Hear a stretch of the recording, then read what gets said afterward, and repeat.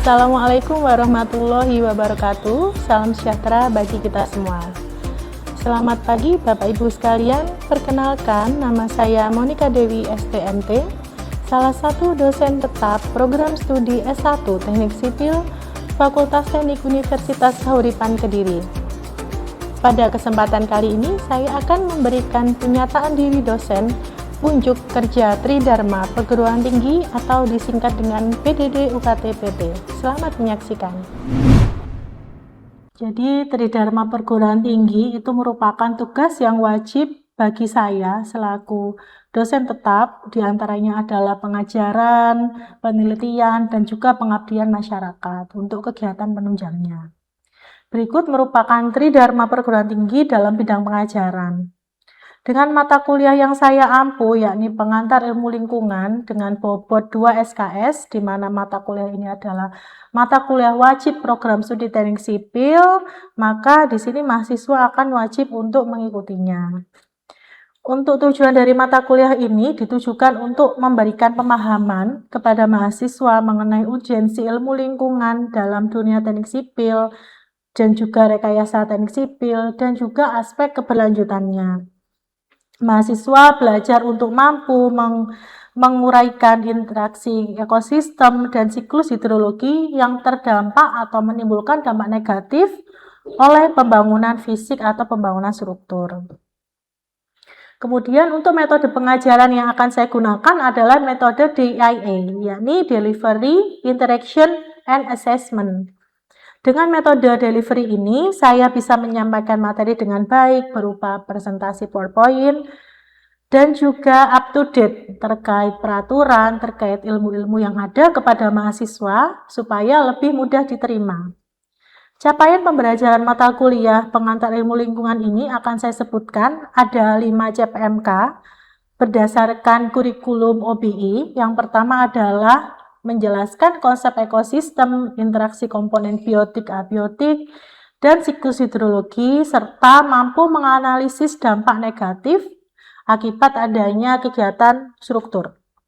Kemudian CPMK yang kedua, menganalisis potensi pencemaran air, pencemaran udara, pencemaran air tanah, polusi dan kebisingan yang ditimbulkan oleh siklus pengadaan material, konstruksi, dan lain-lain yang ditimbulkan dari aspek fisik maupun aspek langsung di tapak proyek konstruksi. Kemudian untuk CPMK yang ketiga, menganalisis potensi pencemaran air, potensi pencemaran udara, tanah, dan lain-lain yang ditimbulkan oleh aktivitas konstruksi seperti jejak karbon maupun aktivitas fisik langsung lainnya.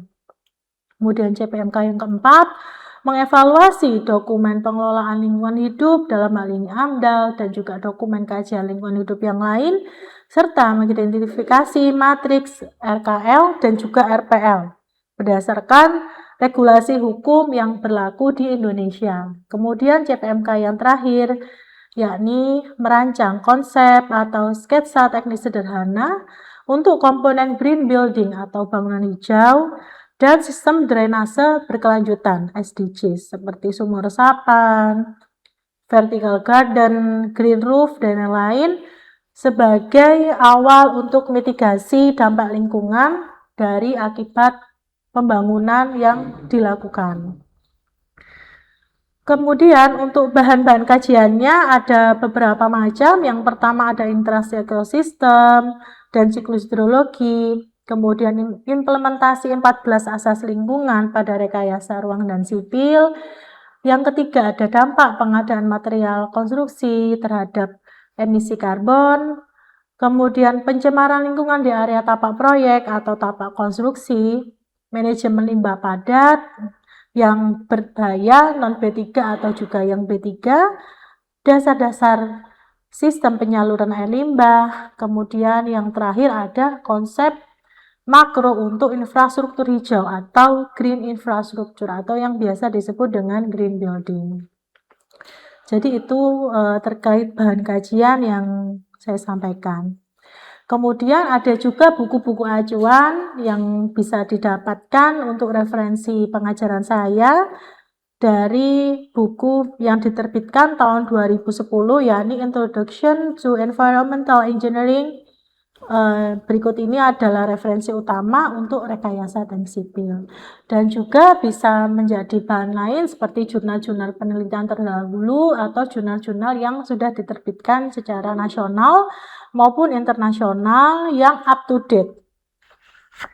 Kemudian melalui interaction atau interaksi dengan mahasiswa, saya membentuk mini discussion sebagai bentuk interaksi antara dosen dengan mahasiswa. Mahasiswa juga bisa bertanya, kemudian kita melakukan tanya jawab. Tujuannya adalah untuk memberikan ruang komunikasi mengenai mata kuliah yang diampu, supaya mereka lebih mengetahui tentang studi kasus atau study case mengenai ilmu teknik sipil. Dengan sistem mapping, dengan mini discussion, ini bisa mendorong mahasiswa untuk lebih aktif dan juga interaktif di dalam kelas, dan juga lebih memberanikan diri mahasiswa untuk tampil. Selain juga interaksi dalam kelas, saya memberikan kesempatan kepada mahasiswa untuk diskusi secara daring melalui grup discussion di WhatsApp group dan juga melalui Edufacta. Dan melalui metode asesmen yang terakhir ini dilakukan untuk proses penilaian mahasiswa untuk melihat dan juga mengukur kemampuan mereka dalam menerima materi yang sudah saya sampaikan. Jadi di sini akan saya jabarkan untuk nilai-nilai atau bobot yang akan mereka dapatkan. Jadi untuk harian atau aktivitas atau presensi itu sebesar 15%. Kemudian tugas itu 20%, UTS atau ujian tengah semester itu ada 30%, ujian akhir semester ada 35%, dan semuanya kalau ditotal adalah 100%. Jadi itu adalah mapping nilai-nilai dari mahasiswa yang akan didapatkan. Kemudian saat ini saya akan memberikan micro teaching pada kuliah pengantar ilmu lingkungan dengan memberikan penjelasan mengenai analisis mengenai dampak lingkungan yang ditimbulkan dari kegiatan pembangunan. Dengan tujuan pembelajaran, yakni mahasiswa mampu memahami antara aktivitas rekayasa sipil dengan pembangunan infrastruktur, dan juga disambungkan dengan kelestarian ekosistem. Mahasiswa juga akan bisa mempelajari prinsip dasar ekologi, asas lingkungan, asas hidrologi, dan lain-lain supaya antara lingkungan dan pembangunan itu bisa berkesinambungan. Kemudian untuk metode ceramahnya nanti ada metode ceramah dan juga tanya jawab, dan juga yang terakhir mini discussion. Dan untuk jumlah SKS-nya ada 2 SKS yang diampu oleh mahasiswa. Kemudian mahasiswa yang menerima mata kuliah ini adalah mahasiswa di semester 4. Baik, sekian dari saya untuk pembukaan. Saya akan menyajikan video pembelajaran untuk mata kuliah pengantar ilmu lingkungan. Selamat menyaksikan. Baik, Assalamualaikum warahmatullahi wabarakatuh. Waalaikumsalam warahmatullahi wabarakatuh. Selamat pagi semuanya, salam sejahtera bagi yang beragama lain. Saya ucapkan terima kasih atas kehadirannya teman-teman di sini semuanya di pertemuan ketiga mata kuliah saya hari ini. Kemudian ini pembukaan kita sebelum mulai perkuliahan. Hendaknya kita berdoa dulu ya, menurut agama dan kepercayaan masing-masing. Berdoa dipersilahkan. Ya, terima kasih dapat diakhiri. Oke, selanjutnya sebelum kita mulai perkuliahan, kita absen dulu ya. Di sini saya lihat jumlahnya ada 9 orang ya, seharusnya ada 13. Oke, nanti kita cek, nanti saya cek aja ya siapa aja yang tidak masuk. Oke, silahkan bisa absen dulu, dibuka LMS dan Edufacta-nya. Ya, oke, terima kasih ya. Nanti akan saya cek di halaman Edufacta saya. Kemudian saya mau review nih materi sebelumnya di pertemuan kedua yang sudah kita lakukan kemarin minggu lalu ya. Ada yang bisa mereview enggak mata kuliah sebelumnya itu apa? Silahkan. Saya, Bu. Ya. Untuk pertemuan, perkenalkan nama saya Raka Pangestu. Untuk pertemuan minggu kemarin itu kita membahas AMDAL. Oke, AMDAL ya, baik ya. Nanti di pertemuan ini kita akan mereview ulang ya AMDAL yang lebih mendalam lagi terkait dengan metodologinya dan juga kajian untuk pembangunan di dalam dunia teknik sipil seperti apa. Oke, kemudian kira-kira dari AMDAL itu ada yang bisa menjelaskan enggak ya? Apa sih AMDAL itu secara umum? Saya Bu, Ya. perkenalkan saya Nizar Apta Saputra. AMDAL adalah kajian mengenai dampak lingkungan yang dibutuhkan oleh usaha yang akan beroperasi untuk mendapatkan izin lingkungan tersebut. Oke, baik. Jawaban yang bagus ya dari Mas Nizar. Terima kasih.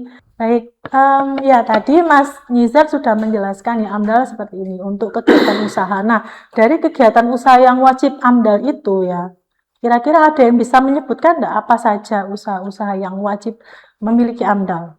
Saya Bu, perkenalkan nama saya Ahmad Jabir Ardiansah, mencoba menjabu. Contohnya kegiatan industri, kawasan perumahan, rumah sakit, dan kegiatan lain-lain yang berskala besar. Oke, ya baik. Jadi seperti itu ya. Seperti yang kita lihat di Kabupaten Kediri ini sudah cukup banyak ya kegiatan usaha baru. Ada industri, mungkin seperti yang kita lihat paling besar apa? Gudang garam ya di sini. Kemudian ada perumahan-perumahan yang ada di Kota Kediri, ataupun teman-teman yang lain yang di sini tinggal di luar Kota Kediri. Kalau masuk ke sini kan pasti juga melihat banyak sekali perubahan gitu ya, utamanya di bidang pembangunan yang akan kita pelajari pada hari ini. Baik, oke, tadi sudah saya review ya untuk mata kuliah sebelumnya di pertemuan kedua. Selanjutnya di pertemuan ketiga ini saya akan lebih mendalami lagi, mengajarkan kalian lebih mendalam lagi seperti apa sih AMDAL itu ya, atau analisis mengenai dampak lingkungan, metodologinya yang perlu kita kuasai ya untuk sebelum nanti kita melakukan pembangunan seperti itu ya. Di sini saya mempunyai materi ya AMDAL itu yang sudah teman-teman bahas tadi sedikit. Jadi ada kegiatan-kegiatan yang wajib dan tidak wajib ya. Seperti semuanya itu tergantung skala kegiatannya atau gampangannya ini adalah luasan bangunannya. Kan kita bisa menghitung ya, teman-teman sudah pernah mendapatkan kuliah menggambar teknik. Nah, itu kita bisa tahu di situ dari Dena, misalnya dari sekolah ya, itu luasannya 5.000 sampai dengan 10.000 atau 1 hektar itu adalah wajib AMDAL atau tidak AMDAL seperti itu. Baik, bisa di next Mas Nanda. Nah, ini ada peraturannya dan bidang-bidang apa saja yang mewajibkan kita untuk membahas AMDAL tersebut ya. Jadi ada multisektor, seperti multisektor itu contohnya adalah kawasan perumahan, yaitu masuk multisektor. Kemudian kalau misalnya di sini ada mall ya, di Kediri ada mall, itu masuk multisektor. Kemudian perhotelan dan sebagainya. Kemudian ada juga sektor yang jarang terjadi di sini, mungkin di sektor kehutanan ya, karena tidak ada hutan di Kediri. Kemudian untuk pertanian ini juga ada, dan juga SDM ya. SDM ini adalah contohnya pertambangan ya. Pertambangan kalau di Kediri memang masih belum ada ya. Biasanya kalau yang terdekat itu adanya di Jawa Timur yang sisi paling timur ya, di Lumajang dan sekitarnya itu. Jadi itu ya, semuanya yang ini membutuhkan kajian AMDAL atau analisis mengenai dampak lingkungan. Bisa di next, Mas? Ya, jadi konsep dasarnya itu pertama mengidentifikasi ya. Jadi misalnya saya buat contoh ya dari kegiatan perumahan, kita identifikasi apa saja dampak lingkungan yang ditimbulkan di situ dari kegiatan manusia ya, MCK, terus kemudian kita melakukan hal-hal lain di situ, membuang sampah ya. Sampah itu kan juga bermacam-macam ya, ada sampah yang dia tidak berbahaya, ada juga yang berbahaya. Kemudian melakukan prediksi dari dampak-dampak tersebut, kita prediksi mana yang termasuk dampak negatif, mana yang dampak positif gitu. Misalnya saya buat contoh ya, dampak positifnya apa sih? Kan dari tadi kita membahas negatif semua ya, dampak positifnya apa? Misalnya kalau dari konstruksi kita bisa membuka lapangan kerja ya dari warga sekitar untuk menjadi kuli atau tukangnya, seperti itu kan boleh ya. Contohnya kita yang minggu lalu sudah ke sekolah rakyat ya, di sini hadir semua. Nah, di sekolah rakyat itu saya bertanya dengan kontraktornya, memang kan kontraktor BUMN ya waskita waktu itu ketika saya tanya apakah di situ ada tenaga kerja lokal Pak? Oh ada, pasti ada karena memang dari pemerintah itu mewajibkan kontraktor yang ditunjuk oleh kementerian itu juga harus menggandeng dari warga tenaga kerja lokal seperti itu. Ya tapi memang yang paling dilihat itu memang skillnya ya, jadi tetap ada seleksi seperti itu. Jadi tidak hanya oh ini warga di situ masuk Lirboyo ya, oh ini warga Kelurahan Lirboyo saya pakai gitu enggak, tapi tetap ada namanya seleksi di situ ya. Jadi mengutamakan kualitas juga. Kemudian masuk ke mitigasi. Nah, mitigasi ini bagaimana caranya untuk memitigasi resiko. Jadi misalnya dari pembangunan tersebut ada hal-hal yang bisa menimbulkan kecelakaan kerja, jadi lebih ke K3-nya ya untuk mitigasinya. Kemudian yang terakhir pengambilan keputusan. Nah, untuk pengambilan keputusan ini masuk ke dinas terkait ya atau instansi pemerintahan terkait yang berhak atau berwenang untuk memberikan keputusan ya di dalam kegiatan tersebut. Misalnya tadi kawasan perumahan, berarti dengan dinas perumahan atau permukiman dia akan memberikan keputusan mengenai perumahan ini layak untuk dibangun dan mendapatkan izin AMDAL-nya seperti itu, dan juga dinas lingkungan hidup. Ya, jadi ada beberapa instansi yang di situ instansi teknis terkait yang membidangi untuk kajian AMDAL ini. Ya, bisa di next ya Mas ya. Ya, jadi nanti setelah di dalam kajian itu ada namanya layak atau tidak layak ya. Jadi yang layak lingkungan maka mereka akan diberikan rekomendasi, yang tidak layak lingkungan berarti harus dilakukan evaluasi mendalam seperti itu. Udah, oke, kita lanjut next, Mas. Oke, di next lagi. Coba yang sebelumnya ya. Nah, oke, nah ini ya. Jadi tidak serta-merta kegiatan yang sudah terbangun itu langsung akan mendapatkan namanya surat kelayakan atau izin usaha lingkungan ya. Tidak. Jadi terkadang tapi ini tetap kembali lagi ke yang berwenang ya. Gubernur, bupati itu bisa membatalkan kegiatan tersebut ya. Contohnya misalnya ada pertambangan ya. Pertambangan itu kan memang ada AMDAL-nya ya, sudah disetujui AMDAL. Tapi beberapa tahun kemudian si tambang ini melakukan hal-hal yang di luar pengelolaan lingkungan yang sudah disetujui ya. Ya maka instansi berwenang itu wajib untuk menyegel ya. Pertama diberi peringatan, kemudian kalau masih tidak dilakukan maka ya kegiatan itu ditutup ya. Itu banyak sekali terjadi ya. Atau yang terbaru ini ada kebakaran di industri kimia ya, seperti itu. Jadi hal-hal itu yang bisa menimbulkan status AMDAL-nya ini dicabut ya, sehingga kegiatan usaha itu tidak boleh beroperasi. Gitu ya Mas ya. Jadi tidak semuanya itu diizinkan ya, harus ada hal-hal yang harus dipenuhi. Oke, selanjutnya. Nah, ini untuk kerangkanya. Nanti kerangka kita bahas di pertemuan selanjutnya ya. Kita dibahas di mendasarnya dulu. Nah, ini manfaatnya. Jadi ada beberapa manfaat di sini ya. Ada manfaat dari aspek pengambilan keputusan atau instansi terkait ya yang berwenang untuk memberikan AMDAL itu. Kemudian ada aspek teknis, dan untuk pengusaha ini ada di aspek perizinan. Ya, ini saya bahas di aspek perizinan dulu ya. Jadi pengusaha atau kegiatan yang pemrakarsa yang memiliki usaha tersebut, misalnya tadi saya beri contoh perumahan ya. Nah, itu kan sudah diberikan izin AMDAL-nya. Jadi dia sudah diizinkan atau sudah layak secara lingkungan dan sudah bisa dibangun perumahannya seperti itu. Jadi awalnya yang lahan kosong, dia sudah memiliki surat rekomendasi AMDAL, maka perumahan itu boleh dibangun, perumahan, rumah sakit, dan yang sudah disebutkan sebelumnya ya, kayak gitu. Kemudian untuk aspek pengambilan keputusan ini pastinya memberikan dasar untuk pemerintah atau pihak berwenang untuk memutuskan kegiatan tersebut boleh atau tidak boleh gitu ya untuk dilanjutkan pembangunannya. gitu ya. Kemudian ada lagi namanya aspek teknis. Jadi aspek teknis ini terkait lebih ke penataan pengelolaannya. Misalnya kalau membangun itu kita butuh apa? Basecamp ya. Nah, basecamp pekerja. Nah, di basecamp itu nanti pekerjanya sanitasinya gimana? Masa numpang warga sekitar enggak ya? Nah, jadi di basecamp itu nanti kita sediakan mungkin WC portable ya yang dilengkapi dengan tangki septik yang nantinya setelah tahap konstruksi selesai itu bisa dibersihkan lagi.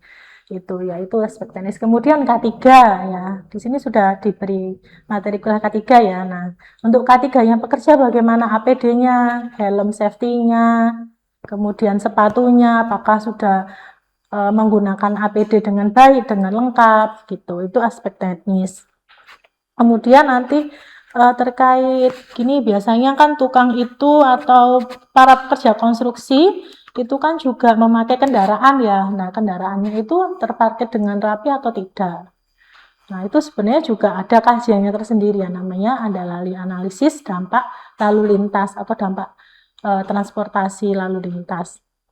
Nah, itu kendaraannya si pekerja ini harus diletakkan di mana, kemudian jumlahnya berapa, itu semuanya harus terhitung, terukur, supaya satu pembangunan ini tertata dengan baik ya. Ya contohnya kita lihatlah sekolah rakyat yang kemarin ya seperti apa, itu 900 orang pekerja.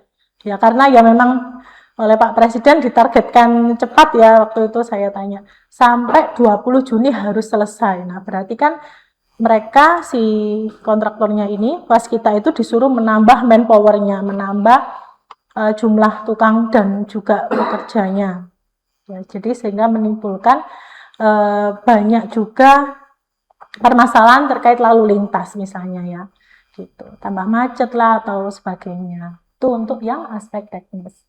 Oke, kita bisa next Mas Nanda ya. Oke, ini sudah kita bahas ya, next lagi. Oke, selanjutnya, oke. Sudah. Ya, jadi itu tadi ya, semuanya terkait pengelolaan lingkungan, terkait bagaimana supaya pembangunan ini ya dari tahap prakonstruksi, perizinan, tahap konstruksi, pembangunan sampai dengan tahap operasional atau pasca konstruksi ini tertata dengan baik. Itu semuanya di dalam dokumen AMDAL ini akan diatur ya, termasuk pengelolaan air limbah. Misalnya di sekolah rakyat kemarin itu kan sudah ada IPAL-nya ya, IPAL dengan kapasitas 3-5 meter kubik. Nah, itu digunakan untuk mengolah dari air limbah, misalnya dari masjid, dari kegiatan sekolahnya ya, siswanya, asramanya, seperti itu. Itu juga termasuk di dalam kajian AMDAL. Itu masuk ke daya dukung dan daya tampung ya. Kemudian, nah nanti setelah ada IPAL itu, apakah langsung dibangun ke lingkungan? Tidak ya, tapi kita harus melakukan uji terlebih dahulu. Apakah si air limbahnya yang diolah di IPAL ini layak? Ya, layak dibuang ke lingkungan. Itu namanya baku mutu lingkungan. Nah, untuk yang saat ini, baku mutu yang terupdate, terbaru, yang bisa digunakan untuk kegiatan misalnya domestik ya, kayak sekolah itu saya anggap domestik ya, perumahan itu pakai di Peraturan Menteri Lingkungan Hidup nomor 11 tahun 2025. Nah, itu semuanya sudah diatur ya, parameter yang biasa kita lihat yang berbau itu namanya BOD, COD, itu sudah diatur semuanya, nilai ambang batasnya ya. Kemudian dari segi fisik ya, warna, bau, pH dan sebagainya gitu ya. Ini yang anak-anak SMA IPA pasti tahu ya. Oke, selanjutnya kemudian terkait ya tata bangunan ya atau kesesuaian fungsi lokasi. Nah, ini sebetulnya tugas dari anak-anak yang belajar tata ruang ya atau geomatika perpetaan ya. Itu kan sebelum kita membangun itu mereka melakukan pengukuran ya, topografi dan juga kesesuaian tata ruang. Nah, misalnya di suatu daerah di Kecamatan Pare mau bikin industri bakso ya, itu boleh apa enggak? Nah, itu tugas mereka untuk melakukan kajiannya terlebih dahulu sebelum dilakukan pembangunan. Ternyata di Pare ini tidak boleh ada industri, berarti nggak boleh ya, harus cari lahan lain gitu ya. Biasanya yang kalau saya tahu ya di Kabupaten Kediri ini yang sudah hampir-hampir boleh industri itu di daerah Papar ya. Mungkin teman-teman kalau dari sini dari Pare mau ke Kediri lewat Papar itu kan banyak ya, Jalan Mangiran itu loh. Nah, itu kan banyak industri, ada Zigzag, ada Surya Pamenang ya, terus apalagi itu ada industri beton juga yang agak besar itu. Nah, di situ sebenarnya nanti diarahkan ke situ. Itu namanya fungsi lokasi atau kesesuaian tata ruang ya. Jadi mungkin teman-teman nanti setelah dari sini mau jadi pengusaha ya, amin ya. Itu jangan langsung beli lahannya ya, tapi kita harus tahu di sini boleh nggak ya kalau saya bikin usaha di sini diizinkan apa tidak. Itu harus dicek dulu ya. Kalau misalnya kalian masih awam, kalian bisa ke dinas pekerjaan umum, tanya dulu. Kira-kira di sini saya buat industri apa ya, beton ya, amin ya. Mungkin ada yang menjadi pengusaha beton ya nanti setelah ini itu boleh apa tidak? Oh tidak boleh. Jadi sebelum kalian membeli lahannya itu harus dicek dulu ya kesesuaian tata ruangnya. Itu sangat penting sekali ya. Oke, itu namanya rencana kota atau kabupaten ya. Kemudian aturan petunjuk lingkungan. Nanti setelah semuanya diizinkan, semuanya sesuai, baru mengurus namanya persetujuan lingkungan atau izin lingkungan, dan usaha tersebut boleh dibangun seperti itu. Oke, ya jadi cukup panjang dan lebar ya saya menjelaskan, dan semoga teman-teman tidak ngantuk ya dan paham materinya. Oke, selanjutnya ada yang mau ditanyakan dari materi saya tadi? Izin bertanya, Bu. Ya. Saya Agus Setiawan ingin menanyakan apa saja dasar hukum yang mengatur tentang AMDAL. Oh ya, baik, pertanyaannya bagus ya. Terima kasih Mas Agus. Ya, jadi dasar hukum AMDAL yang sudah saya jelaskan tadi adalah yang pertama sebetulnya masih berlaku ya, dan sampai saat ini itu adalah Undang-Undang Dasar, Undang-Undang Nomor 32 Tahun 2009 ya, yang mengatur tentang pengelolaan dan perlindungan lingkungan hidup. Kemudian yang kedua turun lagi di PP atau Peraturan Pemerintah Nomor 22 Tahun 2021 yang juga mengatur tentang perlindungan pengelolaan lingkungan hidup seperti itu. Yang di dalamnya juga dibahas apa saja kegiatan-kegiatan yang sudah beroperasi, yang masih tahap konstruksi itu yang wajib AMDAL dan tidak AMDAL seperti itu. Baik, Bu, Oke. dimengerti. Terima kasih. Ya, terima kasih Mas Agus. Selanjutnya, ya, pertanyaan selanjutnya ada lagi yang mau bertanya? Saya, Bu. Ya. Perkenalkan, nama saya Tanya.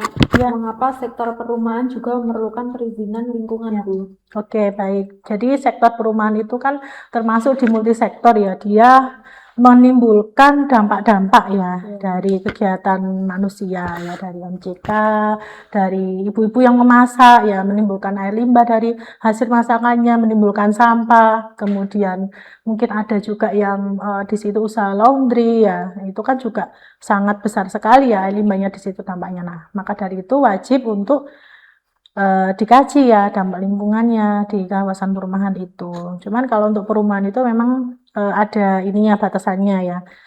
Ya kalau teman-teman lihat perumahan yang lagi hits di Kediri itu mungkin tahu ya Herman Village itu. Nah, itu sudah harus AMDAL, udah naik tingkatnya sampai ke AMDAL. Seperti itu. Oke, selanjutnya. Iya, terima kasih Mbak Fania. Ada lagi yang mau bertanya? Udah, tidak ada?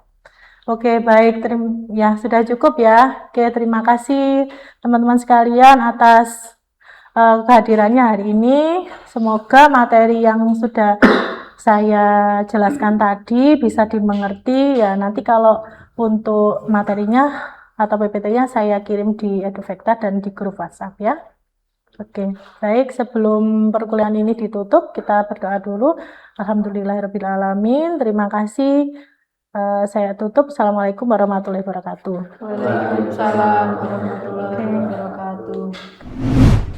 Baik, demikian penyampaian pembelajaran mata kuliah pengantar ilmu lingkungan yang saya ampu di semester 4 program studi teknik sipil Fakultas Teknik Universitas Kahuripan Kediri.